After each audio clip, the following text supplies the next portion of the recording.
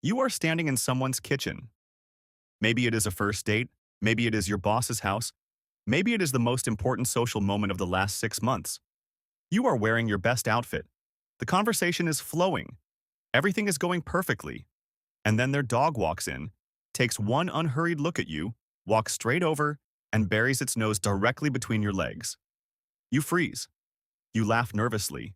You try to gently push the dog away while your face turns a shade of red that probably has its own entry in the color dictionary.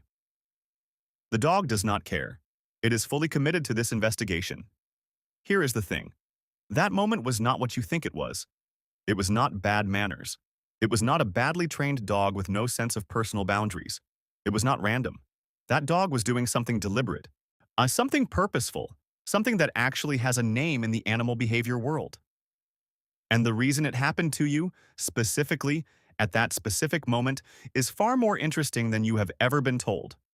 By the time you finish reading this, you will never experience that moment the same way again. Because once you understand what a dog is actually doing when it sniffs you there, you will realize it is one of the most honest and revealing things another living creature can do in your presence. You walk through the world guided mostly by what you see. You glance at a room and you take in color, shape, distance, expression. Your nose is a supporting character at best. You use it for perfume and for knowing when dinner is ready. Now imagine flipping that completely. Imagine that your entire understanding of the world around you, on every emotion in the room, every person's health, their mood, their history, their intentions, was encoded entirely in smell. You would not look at people. You would smell them. That is not a metaphor. That is the literal daily reality of your dog. Research found that a dog's nose contains up to 300 million olfactory receptors, compared to roughly 6 million in a human nose.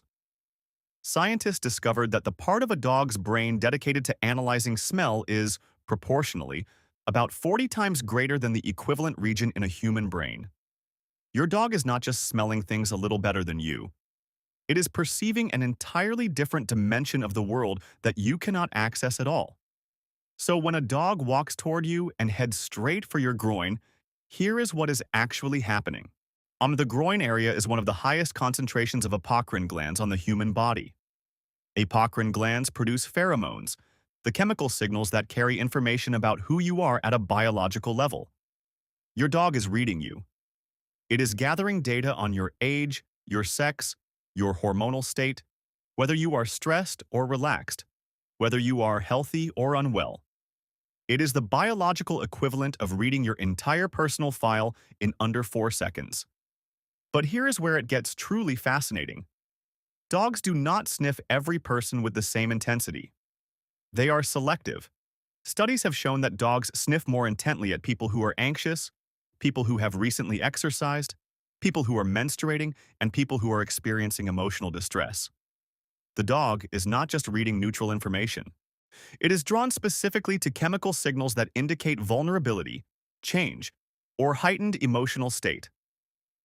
Which means that if a dog buries its nose in you with particular enthusiasm, it is not because you smell bad. It is because your body is broadcasting something emotionally significant. The dog noticed it before you did. Here is the part that almost no one talks about. The way a dog sniffs you in that moment is also a trust signal. Dogs do not approach strangers they find threatening and investigate them up close. That movement toward you, that willingness to be physically vulnerable in order to learn more about you, that is not aggression, and it is not rudeness. It is curiosity without agenda. It is the dog saying, "You are interesting to me, and I am not afraid of you."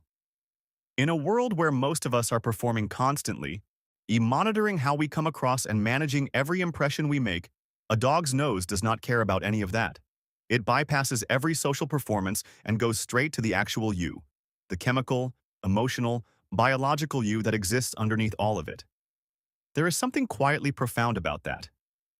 You can control what you say. You can control how you dress and how you smile and how firm your handshake is. But your apocrine glands are not performing for anyone. They are simply telling the truth. And that dog, in that embarrassing, inconvenient, socially chaotic moment, was the only one in the room reading it. So the next time it happens, instead of immediately reaching for that nervous laugh and the apologetic shove, try a small shift. Let the dog finish. Give it 3 seconds. Because what you are actually doing in that moment is letting something read you without a filter. And if the dog seems satisfied and wanders off calmly, take that as a compliment. It checked the real data and decided you were fine. No performance required. That embarrassing kitchen moment was never really about a badly behaved dog. It was about a creature that skipped every social layer you were carefully maintaining and went straight to the truth of you. It was contact at a frequency most of us never experience. If this changed how you see your dog, or any dog you have ever met, share it with someone who has had that moment. Because they deserve to know what it actually meant.